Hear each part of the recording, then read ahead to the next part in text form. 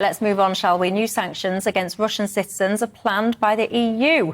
Politicians are debating a ban on tourist visas for the Russians. This is, of course, amid the Ukraine war. 10 EU countries, including Belgium, Czech Republic, Latvia and Spain, have already suspended or restricted visas to Russian citizens.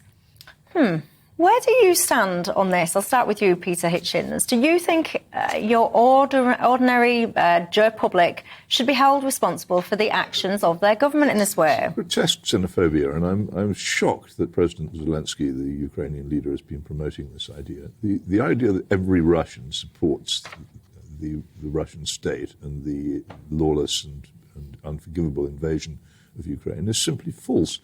The other thing is, I lived in the Soviet Union before it became Russia, and when it was very difficult for Russians to travel abroad, it was only the privileged nomenclatura class could generally leave the country at all, let alone with their families. And suddenly, one of the great liberties which came with the collapse of communism was this freedom to travel.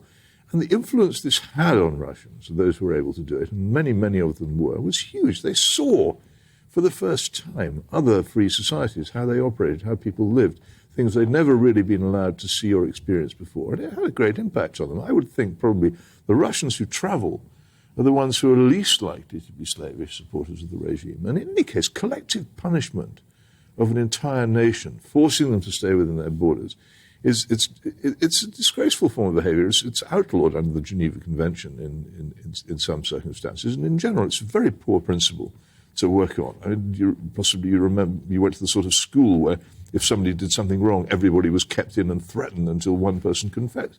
It is a completely unjust way of treating people. And it's part of this strange, Ukraine is a sainted, wonderful nation of people who never do anything wrong and everything's perfect there. And Russia is Mordor and everybody is an orc and they're all evil and deserve to be punished. This is rubbish. The world is not like this. All countries contain good and bad people.